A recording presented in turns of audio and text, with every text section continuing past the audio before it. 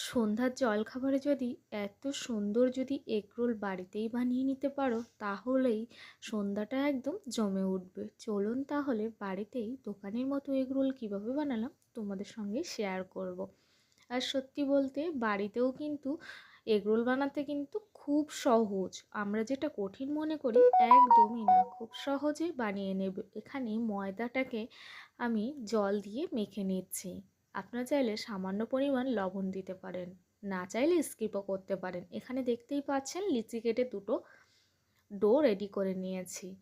রুটি লুচি বানানোর একটাই প্রসেস হচ্ছে রুটিটাকে বানিয়ে নিতে হবে।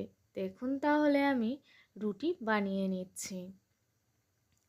এখানে একটু গোল করে একটু হালকা সাইজের রুটি করতে হবে, তবেই কিন্তু এগরোলটা খেতে অনেক বেশি মজাদার হবে। আমার কিন্তু রুটি বেলে নেওয়া একদম কমপ্লিট হয়ে গেছে। এখানে বাটির মধ্যে নিয়ে নিচ্ছে একটা ডিম। ডিমের মধ্যে অ্যাড করে দিচ্ছি সামান্য পরিমাণ লবণ।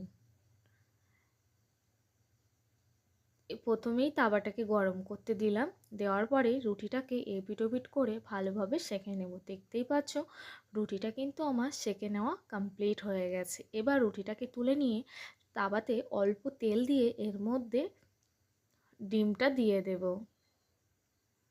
ডিমটা দেখতে পাচ্ছ এরকম হয়ে গেলে এর ওপর দিয়ে দিতে হবে রুটিটাকে। এটা ময়দার রুটি, আটার রুটি নয়।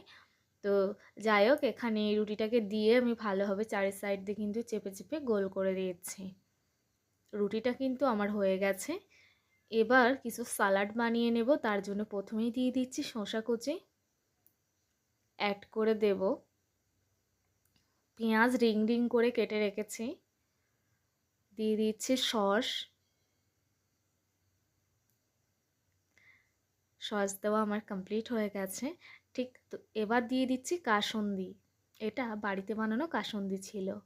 আর একটা পেজ নিয়ে এসে দোকানের মতো একটু মোড়ানোর চেষ্টা করছিলাম। Finally complete. যদি ভালো লাগে ইউটিউব চ্যানেলটা সাবস্ক্রাইব করে দিও বন্ধুরা।